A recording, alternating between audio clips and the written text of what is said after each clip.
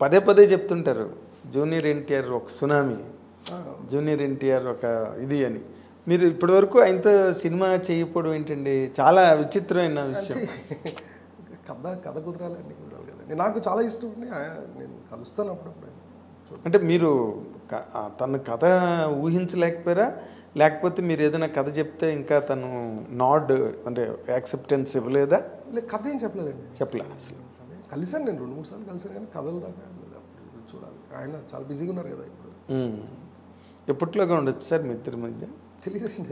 అభిమానులు చాలామంది, నన్ను జూనియర్ ఎన్టీఆర్ అభిమానులు చాలామంది అడిగారు, అది మీకు నేను చెప్పేది. అదే అన్నగారు స్టేట్మెంట్లు ఇస్తాడు కానీ మా హీరో కథ చెప్పండి ఎప్పుడు వచ్చాను.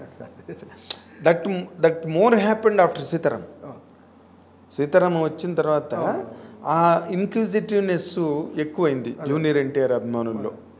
ఎందుకంటే ఇంకొక డైరెక్టరు, ఒక క్యాలిబర్ ఉన్న డైరెక్టర్, మీకు క్యాలిబర్ ఉన్నదని ముందు నుంచి అందరూ నమ్మినా ఒక సినిమా హిట్ అంత ల్యాండ్ మార్క్ వచ్చిన తర్వాత మీ గ్రాఫ్ పెరిగిపోయిందండి ఇండస్ట్రీలో.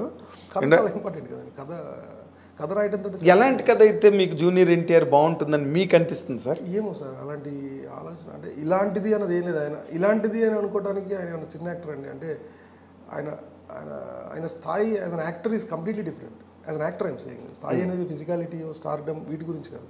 సో ఎలాంటి కథ అంటే ఆయన ఏ కథ అయినా చేయగలిగిన యాక్టర్ బేసిక్గా. అంటే దాన్ని ఏమంటారు, water is like a water. అదే పాత్ర ఎందులో అయినా ఏదైనా ఆయన చేయగలరు. ఆయన చేయలేని పాత్ర అంటే ఏముంది, ఆయన చేయలేని కథ ఏంటి అసలు?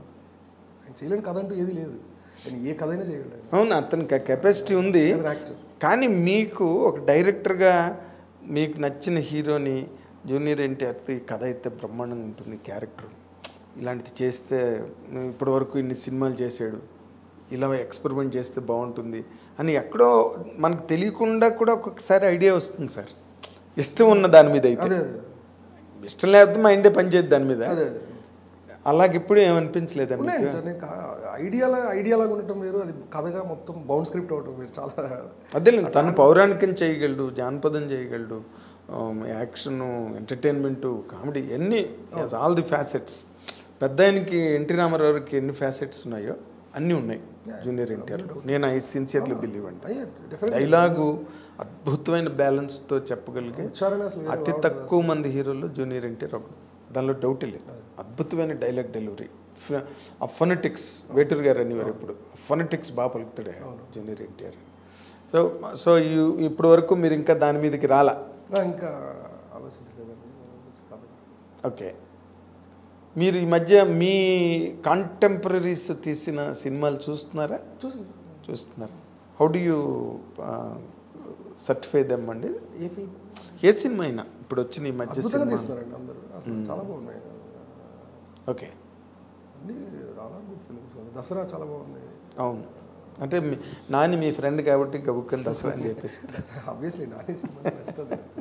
ఐఎమ్ బిగ్ బయాస్డ్ నాని అంటే. అదే వెల్ బయాస్డ్, బిగ్ బయాస్డ్ ఇక్కడ కాదు. అట్లీస్ట్ నానితో విరూపాక్ష చాలా బాగా చేశారు. బలగం, చిత్తకోట